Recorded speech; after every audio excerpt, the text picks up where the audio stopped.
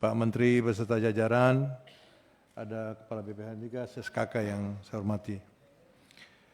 Saya fokus kepada di halaman 6, Pak Menteri, terkait dengan judulnya Good News, gitu ya. Ini keren banget nih Good News. Tapi Good News ini juga saya berpikir untuk program ke depan, kalau bisa anak-anak kita ke depan bisa makan siang gratis dengan BNPB ini. Susu gratis juga, Pak. Susu gratis juga, Pak. Kita menggali, kalau pajak udah selesai lah itu. Saya lebih fokus untuk PNBP ini, karena Minerba ini menurut saya sangat seksi terkait PNBP-nya. Kita mulai dengan blok Pak Menteri. Kalau kita lihat blok pendapatan PNBP ini dari 2017 sampai 2024, kita lihat titik yang perubahan itu ada di 2021 terkait antara migas dengan Minerba, gitu ya Pak Menteri ya, kita melihat. Tapi setelah 2022 ini yang top ini Minerba, gitu loh. Minerba terus Minerba. Saya mau tanya nih, kenapa migasnya turun? Kenapa migasnya turun? Terus Minerbanya begitu signifikan banget ini naiknya gitu loh. Sedangkan migasnya kok cenderung turun ini. Ini kenapa? Kemarin kita sudah RDP dengan SKK ya, gitu Pak Cip ya. Kelihatannya memang sumur-sumur kita tidak maksimal gitu loh. Hingga akhirnya PNBP kita tuh turun. Nah, kita sangat berharap Pak Menteri supaya K3S ini didorong lagi, Pak. Ya. Supaya PNBP kita naik ini. Kalau lifting kita turun, ya arti PNBP-nya turun. Kalau menurut saya ini semua K3S dikasih target aja PNBP-nya. Dikasih flat gini loh. Ya, karena nggak ada, kalau dia turun nggak ada pertanggungjawaban juga nih targetnya PNBP-nya berapa gitu loh. Ya udah setiap K3S A, B, C dan ini flat. Ini berapa PNBP-nya? Kalau terus kita biarkan demikian, lifting turun, ya pasti PNBP kita turun terus Pak. Jadi kita juga berharap Pak Cip juga harus tegas. Ini setiap K3S PNBP-nya setiap tahun demikian. Dengan rumusan-rumusan yang ada. Itu juga. Dan sama juga dengan Minerba. Ketika mau mengajukan RKB, dibuat target PNBP-nya Pak. Supaya jelas. Jadi pendapatan kita bisa meningkat PNBP. Jadi makan siang dan susunya bisa tercapai nanti kita buat. Gitu loh. Jadi kita sangat berharap Pak, saya mau tahu nih, kenapa nih migas ini turun? Hipotesa saya tadi kemarin dengan SKK migas mungkin karena lifting turun gitu, atau yang lainnya. Ada juga case Pak, terkait di retail, di hilir. Itu bisnis industri BBM industri itu juga carut marut Pak, karena nggak diawasi. Ya. Kita heran nih, banyak INU yang ada di Indonesia ini. Kalau kita cek, ada nggak mereka import? Nggak ada.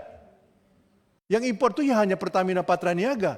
Tapi ketika mereka bisa berdagang, industri cukup leluasa memberikan diskon-diskon yang kadang-kadang kita bingung nih. Ini minyak dari mana gitu loh. Ini kita butuhkan pengawasan dari migas. Supaya apa lagi? Supaya pendapatan PNBP kita lebih meningkat, Pak. Itu masih banyak saya lihat INU itu melakukan transaksi tanpa tanpa pajak, Pak. Mereka memberikan diskon tinggi dengan catatan pajaknya tidak dipungut gitu loh. Nah, ini kemarin juga saya mana Pak? Yang migas mana migas? Yang saya tanya kemarin. Sampai sekarang datanya nggak ada tuh. Mana Pak Pak Harahap, mana Pak Harahap? Nggak ada. Ompang. Saya minta sampai hari ini nggak ada datanya Pak, karena ada case INU ini dia menjual ke BUMN dengan diskon yang tinggi, mengalahkan Pertamina Pak. Padahal dia bukan importir. Dia bukan importir, dan sekarang minyaknya dari mana? Dia bisa mengalahkan diskon dengan Pertamina. Ini kan aneh gitu loh. Artinya ada hal-hal yang dipangkas untuk memberikan diskon kepada end user. Ini saya kira juga bisa dikaji ulang lebih dalam lagi transaksi yang dilakukan INO terkait dengan minyak-minyak industri, Pak. Nah, saya kemarin sudah minta, tapi sampai sekarang datanya nggak ada, Pak. Saya nggak tahu. Karena ada temuan saya di Banten kemarin. Ada temuan saya di Banten, INO di sana menjual ke BUMN, kita nggak tahu minyak dari mana, rupanya transaksi dari mana-mana, padahal sumber minyaknya itu juga dari agenda Pertamina juga. Kembali lagi, ada PNBP yang hilang di sana, Pak, dalam transaksi itu.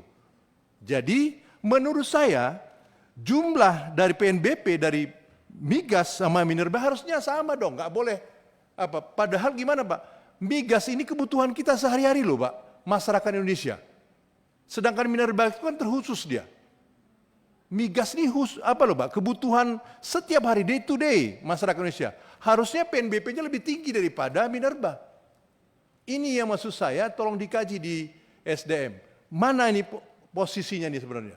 Kalau menurut saya, pendapat saya, semestinya PNBP migas lebih tinggi daripada minerba. Nah, kenapa? Karena pengawasan yang ada terjadi di lapangan ini tidak diawasi dengan ketat, tidak dilihat benar. Karena permainan-permainan perdagangan minyak di bawah ini tidak diawasi, ya. Bisa yang anehnya itu, yang pasti impor itu kan terbatas kalau dicari. Tapi bisa para pedagang ini, pada agen-agen ini melakukan transaksi di luar dari kewajaran. Bisa mengalahkan Pertamina. Ini sangat aneh. Ini saya kira perlu penelitian ini, Pak. Jadi saya minta kemarin datanya belum sampai sekarang belum ada nih, Pak Menteri. Saya butuh itu supaya saya paparkan nanti. Begini loh permainan-permainannya. Mungkin karena kita banyak mempelajari di situ, jadi bisa saya memberi kasih edukasi. Di mana titik-titik pengusaha ini bermain-main dalam perdagangan minyak ini, gitu loh. Saya kira gitu, Pak Menteri. Jadi saya berharap juga tadi rekomendasi saya pada saat RKB, semua para pemilik RKB itu dikasih target PNBP-nya. Sama juga K3S dikasih target PNBP-nya berapa, supaya pendapatan negara bisa meningkat. Kita pajak sudah selesailah. Kita tingkatkan pajak, nanti masyarakat juga repot kan, naikkan pajak, susah juga kita semua. Nah, saya kira dari minerba inilah, saya kira kita bisa gali lagi potensi PNBP kita. Terima kasih pimpinan. Terima kasih Pak Hendrik. Lanjut Ibu Andi.